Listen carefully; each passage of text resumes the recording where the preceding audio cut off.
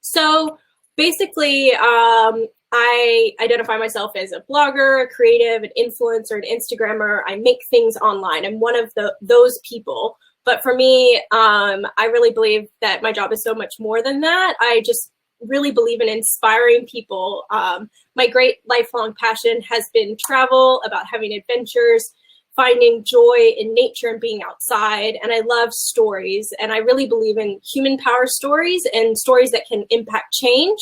And that's what I've shifted all of my work to be focused around that today. And so over this session, I'm going to talk to you guys and share my proven tips and secrets for finding success online. I've been doing a lot of online education and giving a lot of public speaking engagements and webinars and different talks and workshops for years and years, mostly to people who want to try and build up a social presence online, and also to brands about how to create a really engaging and active presence. But for me and with my own work, I'm really informed by conservation and and I'm very much fascinated and interested by how we bridge, sharing content online and impacting change on the ground. So that is what I'll be covering. And I sort of broken it down into 5 parts. And that's I'll go through and talk about the power of storytelling online, talking about building your digital voice, how to convert people into actually following you, cultivating shareability with your work that you're putting out there, and also about creating a conscious community. And what's really cool about what I'm going to talk about is all of this can be applied across all platforms online, in business, in charities and groups and personal profiles, from social media to video to writing to blogging to photography. All the lessons that I'm going to share with you guys today can be taken anywhere with you and applied to anything, which is really cool. So I've always been passionate about wildlife and nature, but I grew up in the suburbs of Washington, D.C., where we played in strip malls and you didn't go to parks after sunset. So when I got to New Zealand, I was absolutely overwhelmed by the nature of this place. And I was actually living in Wellington, and I reached out to Zealandia. So I was really excited to see the marketing manager from Zealandia on the chat today. And I just pitched to see if I could come out on one of the tours, because I thought, it was right in my backyard. I was living in Kelburn, and I was curious. And I met this incredible woman there who was running it. And I spent the whole evening and night with her there. We were, learning. I learned all about the birds. I learned all about, I got to see kiwi and tuatara, and my mind was just blown. I was so impressed, and I couldn't believe the story of conservation in New Zealand. It was so powerful and special. And I was really struck by how much one person can make a difference in here. And, that's when I learned the story of kakapo and all of these things. And immediately after that, I just was hungry for more knowledge around this, and very much started to travel around New Zealand, visiting predator-free sanctuaries and trying to get on and see what all this incredible work people were doing. And I took the time to build a relationship with Duck. It took forever. This was back before they had they even had a Instagram page. I think they were called Wildside New Zealand on Twitter. And I spent a year building a relationship with them to try and be able to go out and be a communicator for them through social media, because that's my specialty. I have 10 million people following me online. I share posts and 100,000 people see it like straight away, so I can see the power of this, and I could see all these incredible stories, and it wasn't reaching people, especially back in 2012, 2013. And I thought, oh my gosh, I'm in this position. Let me help you share those stories. And I very much had to just elbow my way in and learn. And and ever since, it's been a big part of my work. And just to see how many people are even listening to me talk here and seeing all the amazing things you guys are doing. And I'm just so honored to be part of that. So I think I was gonna start my presentation and talk about storytelling, because storytelling and social media is just absolutely intertwined. Storytelling is so important online these days because it draws people in. It helps them care about you. It care about your brand and your messaging. We all are on our phones. At least most of us are on our phones 24/7, and it's so easy to like and briefly engage with a post or story or watch it. And, it just goes in one ear and out the other. But stories are what bring people back to you again and again. Our human brains are wired for stories. So basically, what I always think about is writing my own narrative, and how can I share things in a way that brings people in? What are narrative moments that people can follow online and remember? And for me, you know, I've been doing this for probably over 10 years, maybe 12 years now, and people know me for a lot of things. They know me for, I always sort of get into a bit of trouble. Like I often call myself like the why me girl, because I'm like, why would this happen to me? You know, and then over the years, I've started to talk a lot about birds. You know, I'm really passionate about Antarctica and penguins. I guide down there, so people know me for penguins. And now, you know, people start to repeat these story loops back to me because they see that and think of me. I can't tell you how many times I still get tagged in Kakapo content and things like that, you know. And what's great is that these narrative loops are part of my brand and part of my story, and it means that people repeat these storytelling points back to me again and again to the point where they're almost doing my work for me. So think about how you can draw in readers and followers through storytelling, through the things that you're putting out there, your photos, your videos, your posts, and trying to understand why certain things resonate with people in certain ways. And a good place to start is just looking at other pages and other profiles, and look at what other people that are successful and what they're doing and what resonates. So from there, it sort of evolves into my next point, which is about building a voice and how you speak. And this is so important for people to remember you. You know, I don't want to like step on any toes, but a trend, I don't know how to say this delicately, but like a trend I see in science communication is often terrible. You know, it's not written, the stuff that I'm seeing is not written for normal people. And this is what motivated me for doing all of this work in conservation, is being able to see and understand the really scientific jargon, the technical stuff, and how can I share it in a way through memes and GIFs and funny stories that resonate with people that they remember, you know? Like in your free, like you have to understand how social media works. Like people aren't going to social media to read scientific texts, you know? They're going to be entertained. They're going to be inspired.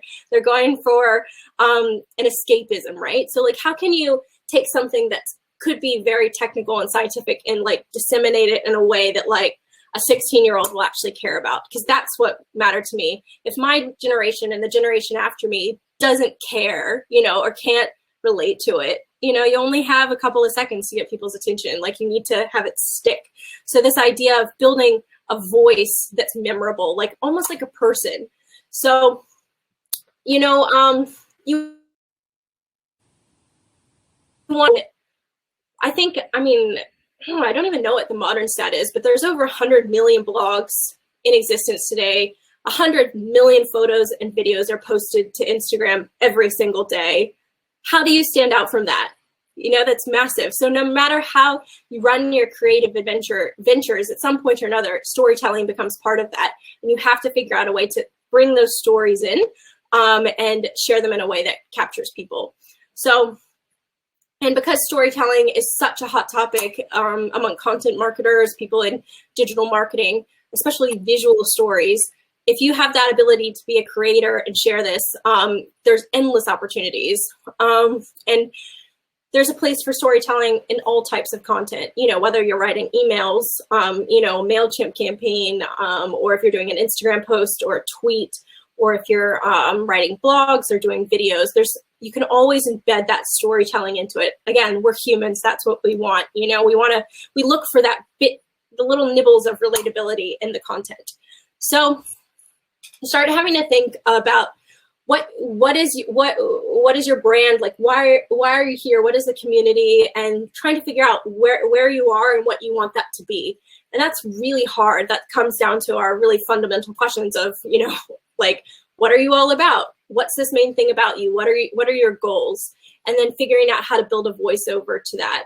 For me, when I'm doing branding and like talking about my work, I almost like think about as I'm writing for, like as if my brand was a person. Like, who is this person? You know, is she a 35-year-old? Like, for me, like, so my blog brand is very much me, where I'm like in my 30s. I'm a solo female traveler. I'm like pretty educated. I'm really curious. I want to have adventures. I want to have a good story. You know, I don't really want superficial stuff. I love like learning new things, and so I really think of it as a person. And if you can come up with that, it's almost easier to write and share in that voice.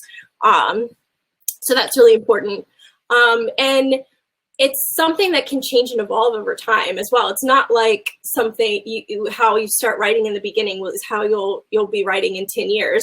I look back at my blog post from 2010 and I wrote like an academic because I was actually studying to go on and do a PhD. So I wrote these blog posts that were like 3,000 words long and like no paragraph breaks. And then of course no one's reading that. No one's going to read that for fun. And then one day I changed things up and I started to write in chunks, and I wrote as if I was talking to somebody. So I wrote very conversationally, really colloquially, and I split my paragraphs into chunks of like 2 or 3 sentences, and then I broke them up with images. And then they're still 3,000 words long, but people read it all the way to the end and they engage with it because it's really easy to digest. You know, it's almost like your parents hiding like your peas inside your mashed potatoes so you don't see what you're eating. You know, like I'm slipping in the education and like the harder facts, but in a way that's easy to digest and is not intimidating. Because I don't know about you guys, but when I get an email that's longer than like 3 sentences, I don't want to read it. So like, oh no, put that in the too hard box. So you don't want to put people off. And in general, I found online with different communities and brands and people, one of the biggest mistakes people make is not having like a distinct personality or distinct style. You look at brands nowadays and they have a voice. It's almost like a person and you can relate to it. You know, you've got Tourism Australia that's a bit cheeky and they use emojis in all of their comments, you know, things like that. It's really relatable. So, and it's memorable. And you should definitely have that in mind when you're trying to put things out there. And publications and media outlets are exactly the same. I used to write regularly for BBC Travel. I write for National Geographic, for Forbes, for all of the major players, and all of them have brand voice guidelines that you have to follow. You know, this is how you write when you're writing for National Geographic. This is how you write when you're writing for this column, etc. So you have to follow that and be able to tailor to it. It's not something new. But at the end of the day, one of the points I always try to reiterate the most with people and hope that you guys take away is that, oh my God, I just lost my train of thought, that your content should be authentic. I don't know about you guys, but we've all seen the internet is savage. You know, like the internet loves being able to rip people apart, tear people down. And when people see inauthentic content, like, I mean, it's so easy to see through online, and you're going to put people off. You're going to make people angry. And then you're definitely not going to win loyalty and build a community, which is what you want to be doing. I mean, just look at, I'm sure, did you guys see all the viral news about footballer Cristiano Ronaldo yesterday, like moved his Coke bottles away from the press conference and Coke's value went down $4 billion. You know, people love that. They're like, yes, like fight, you know, not that like Ronaldo's the champion for the underdogs or anything, but like, you know, that's kind of like this weird, authentic content. And just that product placement was just a bit, it's a bit icky. You know, we've evolved beyond that with what we consume online. You can't just do basic product placement like that. It just doesn't work anymore. And if anything, it puts people off. So just be authentic in everything that you're sharing and try and be memorable. Try and really think about how you can set yourself apart from all of the other pages online. What can you do that's different? Like, how can you stand out?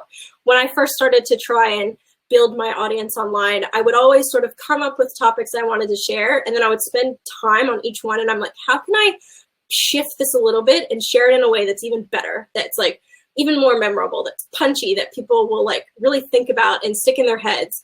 Or even now on Instagram, you know, you can save posts and share posts and forward posts. That's what I'm thinking about. I'm not thinking about the number of likes or number of comments, the engagements. I'm actually thinking about how this can reach the most people possible, you know? So just trying to think about how you can be memorable, how you can set yourself apart. Don't try and pretend to be something, especially something that you're, you know, if you're trying to pretend to be a different kind of voice or page, it's not going to work. Don't copy what other people are doing. Try and figure out what makes you different and run with it. And then, of course, don't be boring. And nobody wants boring content online. Nobody. Just if you can't figure out a way, just put it to share it in a way that's memorable, that will have impact. Just put it to the side and then share it when you do. So now, probably the question I get asked most from people is, how do I build a following? You know, either that, or people ask me how I make money. How do you build a following and how do you make money? So, and, or how do I get followers? And it's $1 million question, right? So rule number one, and this is a rule everyone should live by, is don't post shitty content. Nobody wants to look at your crappy photos. Nobody wants to look at your crappy captions. Like, you've got to take it, step up and share something that's better. You know, do a bit more, put some work into it, put some filters on it, watch a few YouTube videos on how to edit photos.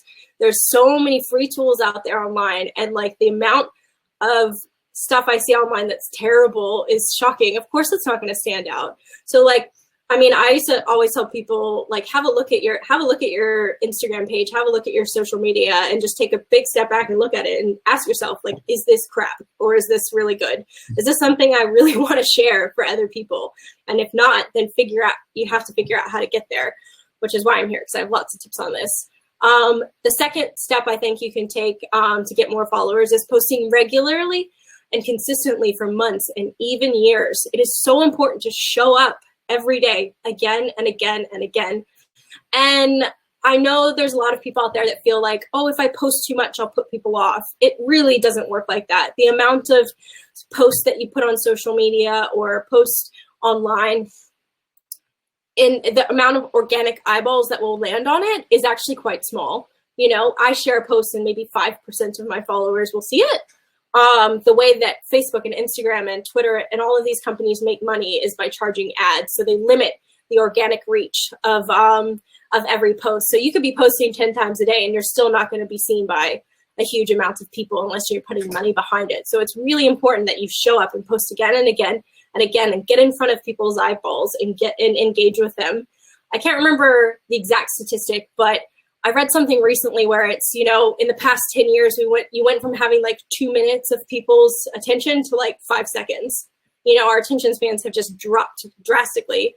People don't watch videos online for more than 30 seconds, you know? They want something quick and easy to digest and easy to share and easy to follow. And it's important to remember that when you're making things and putting it out there for the world to see.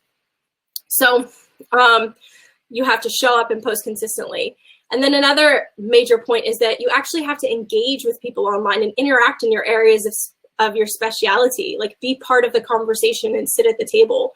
You know, I heard another statistic recently that was something like 5% of major brands on Instagram, only 5% reply to all of their messages. Like, are you kidding me? Like, everyone should be replying to those messages. Every person that is sending you a message is a direct lead, is a direct conversation. Talk to them, engage with them.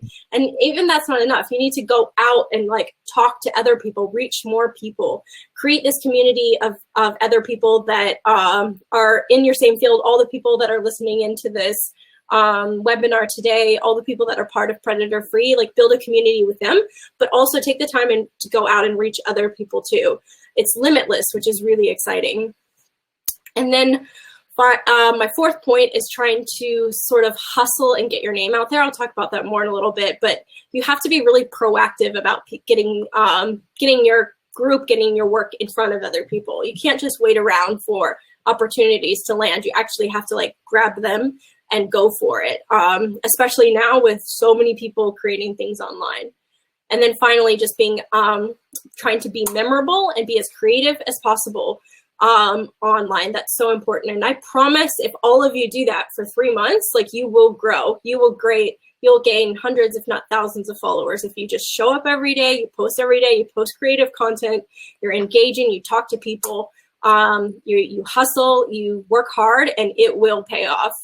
So I think there's something like 1 billion active users on a month on Instagram, 1 billion with a B. That's insane. It's insane. So how do you stand out from that?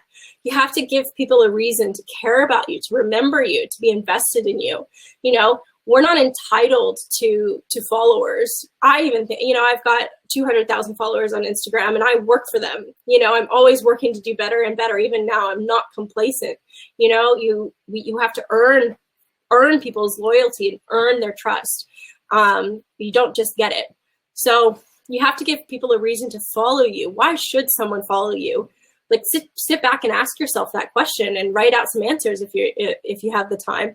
Why should someone follow you? Give people a reason to. There's lots of different ways. I've got this in my notes that you can really start these conversations and get people interested in you.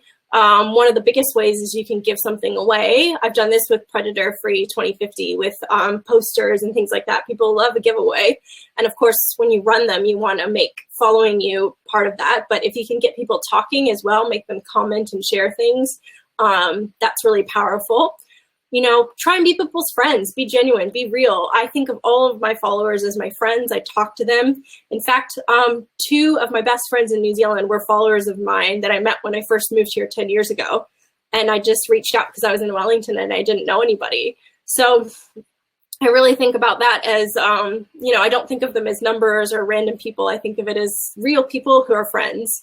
And it's important to try and put your name out there. Creating great, this is the hard truth of social media these days. Creating great content isn't enough. It's just not. If it was, the most followed people on Instagram would be the world's best photographers, but they're not, or the world's best writers. It's not. It's like Kylie Jenner. So, and for me, I always talk about, I don't think even though I've shot photos that have been used on billboards, I've won many awards and things like that with my photography and my writing, I still think of myself as like a really average photographer. Like I admire so many people that are better than me. I see every one of you that's in this chat and I see all the work that you're doing and I'm like, so much more powerful than what I'm doing. But at the end of the day, my strength lies in my ability to create these communities with people. I can build an audience of 10 million people online and get them talking and create change through that. And that's what's really important, is to get people talking and have these relationships and be able to build this real community, because that's what we want at the end of the day. So creating great content isn't good enough. You have to put yourself out there, you have to share it consistently, and you have to intentionally try and spread your work beyond your own networks. So that means creating a content strategy. Even here, I run a second business, and you can even see, like right here, I have my whole content strategy on the wall of like what I post, the themes I post, my goals per post, so I can always look and know. One of my main tips is I post 30% inspirational content, 30% educational content, 20% entertaining content, and 20% is focused on sales, like selling something, you know? Wow. Nobody wants to be sold stuff. Nobody. Like nobody likes ads. If there's anyone in here that likes ads, you're lying. So that's why it's important, like, to build this presence that's all about the bigger picture, the bigger story. And it's not about like, how do I get money out of this? How can I get people to like cough up money? That's just a really small part of what we do. And so if you can create a content calendar and have a strategy, it's really easy to follow that. You also need to make sure that it's easy for other people to share your work. You want to make sure it's easy to capture subscribers. Again, you only have a few seconds to get people's attention. You know, don't make them jump through hoops to get their emails, to get them to follow you, etc. Make it really easy. You know, that's why, like, nobody likes website pop-ups, but pop-ups on a website to get email subscribers are incredibly effective because it's boom, right there. And yeah, so you just have to remember that, like, you want to make it really easy to get people to follow you and become a subscriber. And then, you know, there's lots of other ways you can do it, like getting featured on lists, like trying to actively reach out to people and get featured in different ways. You can run giveaways. You can have an incentive for people to subscribe to your email database. You know, like, it's really, there's so many very cheap and very easy software tools out there. I use Canva. I don't know if you guys know about Canva, but it's you can design everything online. It's so easy and interactive to make beautiful content. And one of the things I often do is I make a free ebook. You know, it's only like 10 pages, and it's, you know, I'll run things like 5 ways you can take your photography to the next level, and I make it in there, and everyone subscribes gets that. You know, like you can make something like 10 ways you can make a difference in conservation in your backyard, something like that, and just get people, oh, that's it, I want to read that, and I get it for free. Okay, definitely you can have my email. So it's important that you yeah, sort of try to make things look nice, make them look polished. I think of so many of the small groups that I look at, and the websites just look, you know, they look like they're designed in paint in like 1997.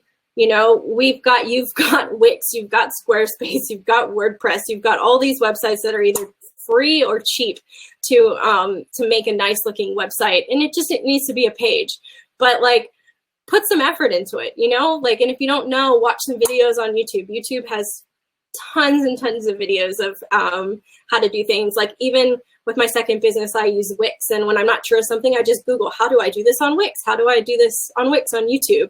And I can find the answers, and just being a little bit proactive. Like in terms of what the internet was like 10 years ago, like you don't have to pay developers to do this stuff for you. You don't have to spend thousands of dollars to make something that looks nice. You know, you don't have to use Photoshop. So yeah, and just even looking at this chat and seeing like what people are talented in, and, you know, trying to connect with those other people, that's so powerful. So yeah, try to make it easy to hook followers in right now.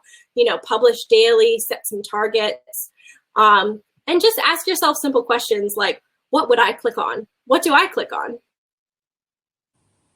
On you know, success stories around this and like catchy headlines, you know, what videos do you watch? Like just have a think about that, and just trying to replicate that in the content that you're putting out there. And it makes a really big difference if you can just take a step back. You know, what could you give away? And even if you're starting new, you could do something where I'm going to give this free ebook to my first 100 followers. What could you give in exchange for something? And then just making sure that you reply to everyone who messages you and emails you, and interact in these online communities in your specialty. I've noticed that Twitter is like a really hot space for science communicators in terms of all the social media platforms. Like so many of the guys that I've worked with and people who are talented in certain areas, like Twitter is that space they interact in, because for pretty much everyone else, it's not Twitter. But like use Twitter to, if you know that, like use Twitter to interact in those communities and just be involved, part of the conversation on there, and just show up and offer interesting things. What are you an expert in? What value can you add to these conversations? And just, if that's where you get excited and that's what you like to talk about, that's where you should be spending your time. Now I'm sort of going to shift into my next point with a word that I'm pretty sure is not a real word. Shareability. Is shareability a word, Nick? Do you know? It is today. It is on this webinar. Yeah, okay, I get what you mean. Yeah. So this is something I think a lot about in this, like sharing and talking about your content. Like, why should someone save this? What does shareability mean? And a huge factor that I've realized over the years in ramping up your social media presence is this idea, this vague idea of shareability. Is your content good? Are you proud to share it? Would you read it?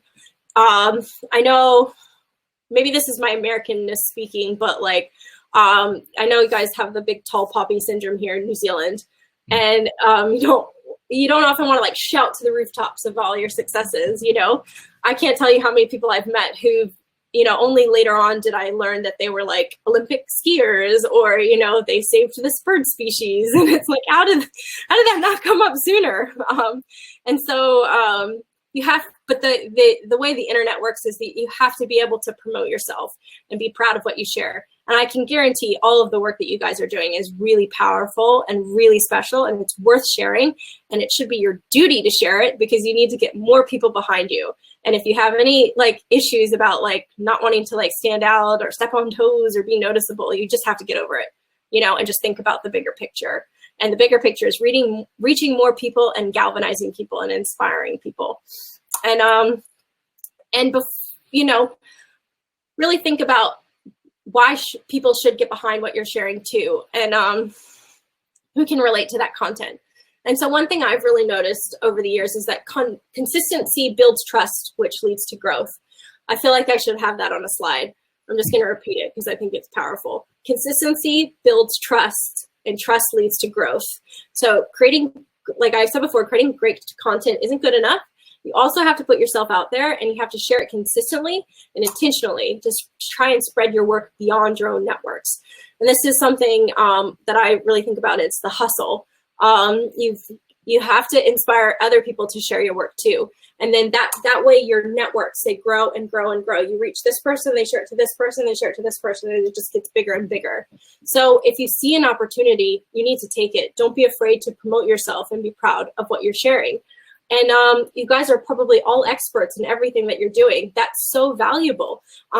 Being an expert in something helps get you noticed. Try and get featured on lists, write on other places. Like I think Medium, you can write posts on Medium and get people to share it. You can run giveaways. You can have incentives to get people to subscribe, but you really have to take the work, do the hard work of showing up every day and putting out something that has value to people. And I always share this story. It's not particularly relevant to conservation, but it's just a really good example of me accidentally learning this lesson of hustling. And that was years and years ago when I first lived in Wanaka. I was in this Facebook group for people that were tracking the Aurora Australis, the Southern Lights. And I was a photographer, but I hadn't really done any astrophotography at that point. And there was one night I could see all these nerds talking in the group about G7 solar flares and solar storms. And I was like, oh, I don't know what that means, but it sounds like something's happening. So I'm just going to go have a look. So I went down to the lake. I brought my camera and my tripod, and I could see the glimmer of the aurora. And I set up my camera. I just guessed on all of the settings. I had no idea what I was doing. I hadn't shot anything like this before. And I took the most incredible photos. And I was just like, holy shit, I've never seen anything like this before. And I can't believe that I just captured this. It felt like I almost didn't deserve it, And because New Zealand's sort of 18 hours ahead of most other time zones, the next day I woke up and I could see all these people talking on social media and Facebook about how the northern lights were going to be so brilliant that you'd be able to see them in New York and in all these places where you normally can't see it. And I just got hit with this little spark of oh, wow, well, I just got all of these incredible photos of the same solar storm down in New Zealand. So I went on Twitter and I just sent my photos to all these editors. And I ended up getting my work featured on the homepage of National Geographic, the Smithsonian, tons of media features, because all I did was take that and bridge that connection of these guys are talking about this thing that hasn't happened yet. I have great content behind it. Let me just send it out into the universe and see what happens. And I still have a bit of imposter syndrome with it. I didn't deserve all of those features. But at the same time, you have to see opportunities and grab it, and take it, none of those editors were going to see my posts. They didn't follow me, but do they follow me now? They do. And it's led to so much incredible work for me all over the world, just from moments like that and just taking a risk on something. Yeah, so you just have to get over any kind of qualms you might have about hustling. And then finally, I just want to sort of shift into this idea of creating a conscious community. And so one of the things I love about the internet is that there's no wall or fence between your ideas and an audience, right? I think, Nick, you said you worked in radio. So you would have seen traditional media. There's always somebody in between you and people, whether that's producers, directors, editors, bosses. But the internet has just flipped the entire world of media and publishing on its head. And now there's nothing standing between you and other people, which is really cool and a huge opportunity. So you have something you're passionate about, you create something and you put it out there. And I'm a really big believer that if you have an idea that's worth sharing, if you believe in something and you put it out there into the world, it will find the right people. You don't need 1 million people. You only need 100 probably solid fans to make a difference with things, I've got, for example, I'm hosting a trip in Antarctica at the end of the year, and I'm taking people on my trip. I've got 40 people coming with me. I only need 40. I don't need 10 million. I just need 40 who are willing to convert. So if you can build a hyper engaged audience that's really focused on the things that you're sharing, you don't need a lot of people. We often say in the media world, like, you only need 100 true fans to make a difference, which is really cool. So, and that's what I love about it. You know, I can be creative and I can share these things. If I have an idea, I share it online and know it'll find someone. And then it's accessible by everyone. No one has to pay to see my content, you know, they just can be part of my journey. And eventually, if I'm sharing something or selling a service, you know, it'll reach the right people. And I'm happy with that. So making your content and your stories accessible, start conversations. Slide into people's DMs on Instagram and say, hey, look at what I'm doing on this. And have you heard about this? And don't wait for people to reach out to you. You have to be proactive and really start these conversations. Reply to everyone that messaged you. Ask questions. Have, you know, talk about hard things. Don't be afraid to talk about hard things, because that will often get people to respect you more. You know, I've gone out on a limb many times about and said things that sometimes get me in trouble. But at the end of the day, people trust me more than anyone. Oh, I mean, you have no idea. Every year I do a post of all of my favorite hate comments that I get sent. You know, you think you get mean comments for 1080?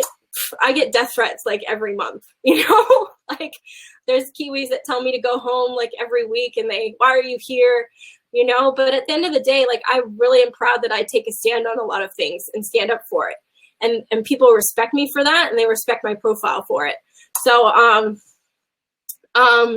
yeah, just, you know, have integrity and talk about the hard things. I mean, I've done it a little bit, but just talking about killing for conservation, that's like a hard topic, but it's so important and so powerful, and you can see the results of it. And just trying to share the positivity behind it and really get people talking is really cool. So have integrity with your work. If you ever make mistakes, just own up to it. You know, nobody likes it when people online are deceptive or hide things. You know, just be honest. Hey, I messed up about this. We messed up, but like, we've learned and we're doing this. And people really respect honesty and truth. We're all on journeys together of learning, and we should be creating this value system that really inspires other people online. You know, so create meetups and opportunities to chat with other people, collaborate with other people within your sphere and your world, who can help you, and you can bounce ideas off of each other. And you know, that's priceless. So I'm pretty much ready to wrap up, and I think my takeaways are just, you know, if you guys leave this webinar and are still following along, I hope that you take away this idea that storytelling online is really powerful, and you must have a presence online and be active on it. You know, try and figure out how to stand out from the crowd and build a voice that's memorable, that gets people to follow you. You know, working on how to actually convert people into following you, and you have to do more than just showing up. You really have to earn loyalty and earn that trust online, and how you can do that. Go on and think about creating this idea of shareability with your work, creating and sharing stories that are memorable and easy for other people to share too. And then finally, just creating this conscious community of building a team of people who are on this same journey as you, who really care. And that, if anything, just have fun with it, because if you aren't having fun, what's the point of doing all of this, you know? So yeah, I think I'm done. Nick, how did I go? I think you're amazing. I think you're incredible. And you, the way you present yourself, and so much energy, I suppose that's the thing. You're very lucky, and there'll be probably other people watching going, yeah, but she's so luckily naturally very upbeat and likes presenting. What do you say to groups that might want to present a new image of themselves, but how do they find someone like you within the ranks? Oh, well, first I'd say I'm not naturally like that. I'm a massive introvert. It took me years of practice to be able to talk like this and not have my voice waver and cry. I would live in a cave if I could. But I realized I got over it by understanding that what I wanted to share with people was more important than my ego. And you just, if there's some way you can create some distance between yourself and like what the messaging you're sharing, that's more important. And then just finding people who are interested in that kind of stuff, and I work with other people. I call them like show ponies, where they're just like way better on the camera. And I'm like, okay, well, you can talk about that. That's what you're great for. Yeah. Liz has asked, Melissa's asked, do you have examples of how your work has transformed into on-ground conservation? Well, I'm working on a lot of projects now that aren't like totally off the ground with that, but probably I've done quite a few stories online around, for example, like the subantarctic islands in New Zealand. I just am constantly trying to spread the bigger picture message of just trying to get younger people caring and involved in conservation.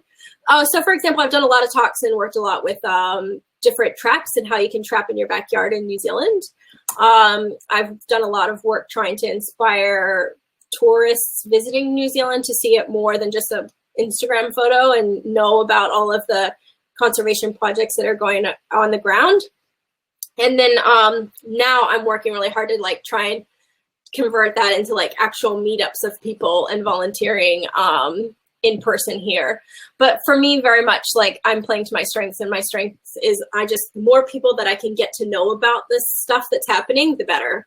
Just trying to reach more people, and I'm trying to reach people that don't know about it, that have no idea. Like, why should I care about these random birds? Like, why should I care? Yeah. Those are the people I'm trying to get into caring and knowing what our world would be like if we don't do anything now. Quinn, she asks, as a small community group based on volunteers, do you think we need Facebook, a website, and Instagram presence, or just maybe focus on one platform?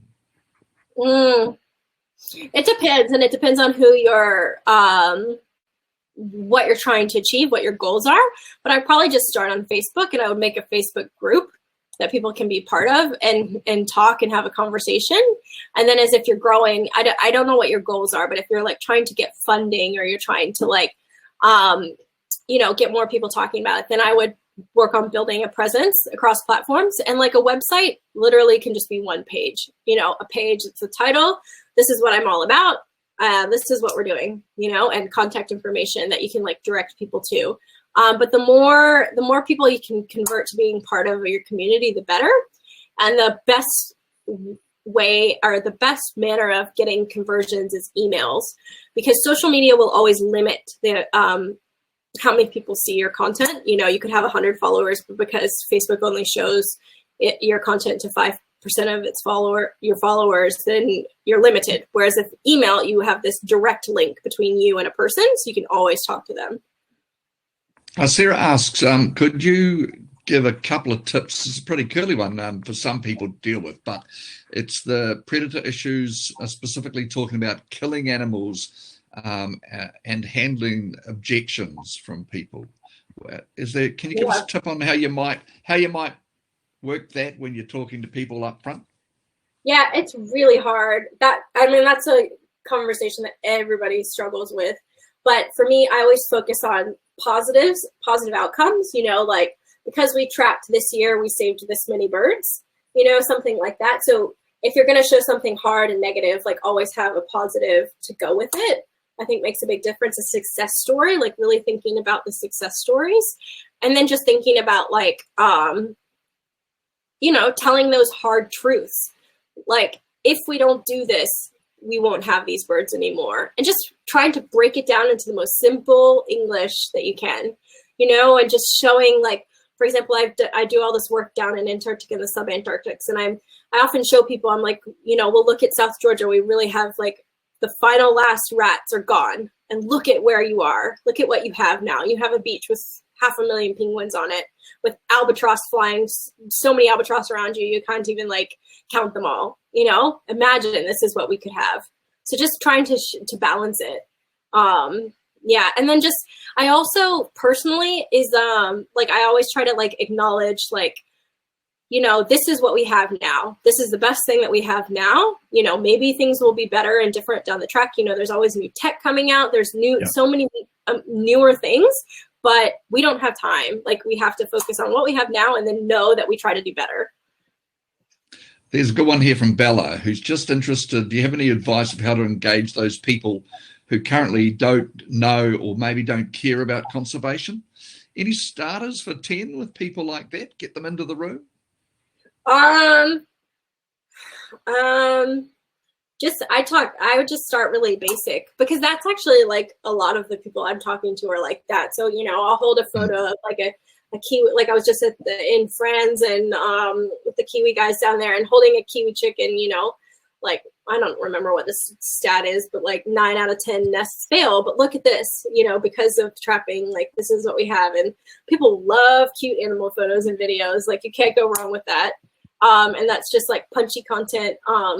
And just starting and just sharing really basic stuff. Don't write a caption that's this long, just write a quick little fact and imagine you're almost like talking to a child, or like talking to somebody. Don't assume that everyone would know what all of this stuff. Like I even now when I write stuff on Instagram, I'm always repeating the story of how unique New Zealand's biodiversity is, knowing that I've got tens of thousands of followers who aren't Kiwis, But one of the things that we have in our court that is really powerful is that everyone around the world loves New Zealand. Like really, they love it. Like it's just this like icon, everyone wants to come here because we're COVID free now. It's like beautiful mountains, Lord of the Rings, whatever. Like use that to your advantage. And like, yeah, it is special. Here's why it's special. And let's keep it that way. It's one of the only places in the world that I always get positive feedback from. It's a place that really sticks in people's hearts and minds.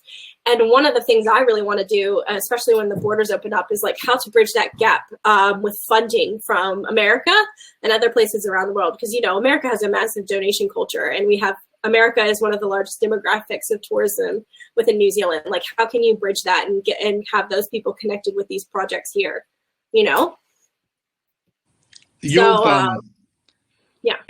In this talk, you've created more people talking and communicating in our little chat box than anyone we've ever had.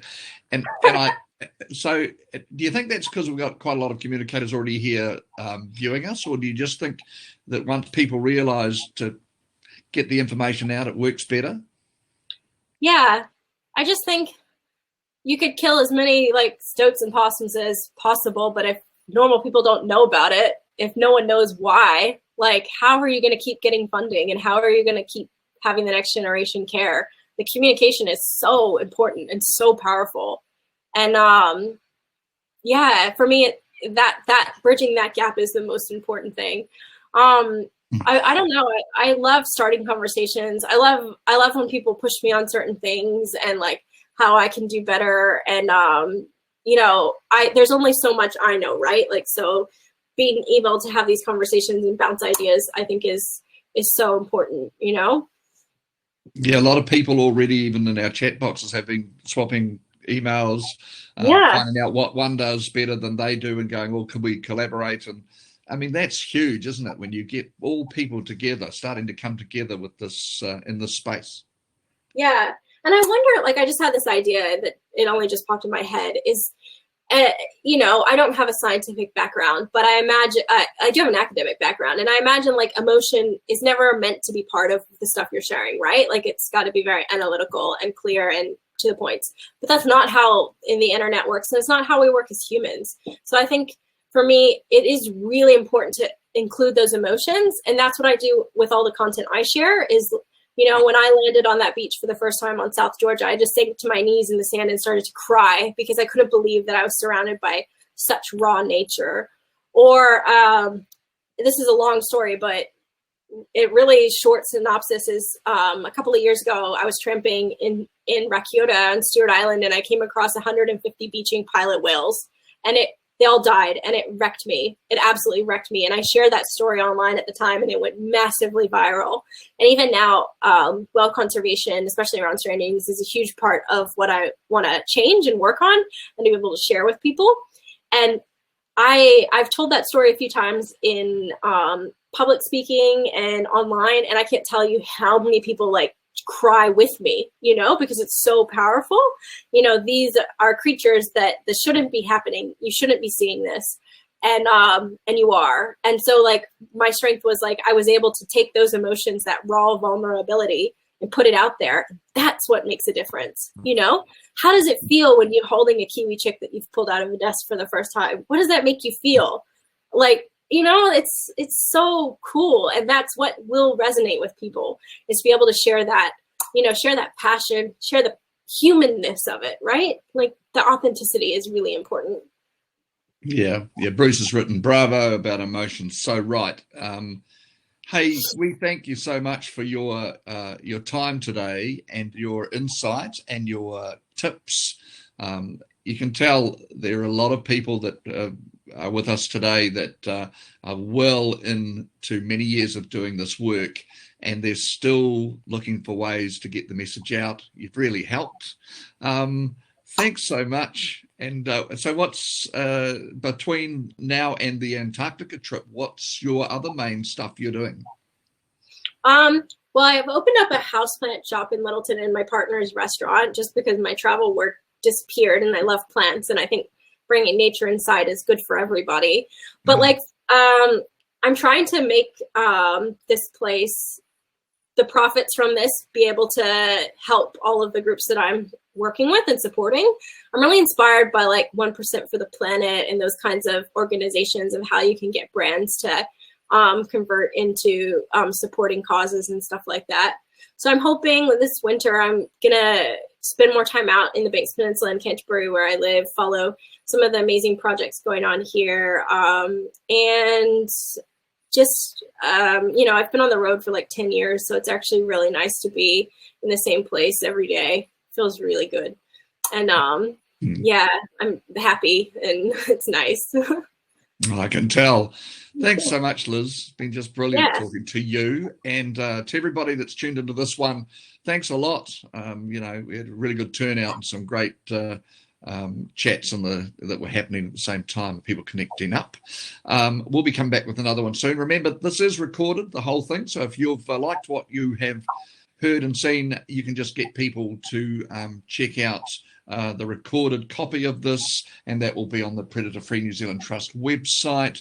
Other than that, thanks to all the guys working behind the scenes. Thanks to you, Liz. Go back to that cool, lovely Littleton weather you have there. Crisp it will be. And I hope we see you out there on the field soon. Awesome. Thank you.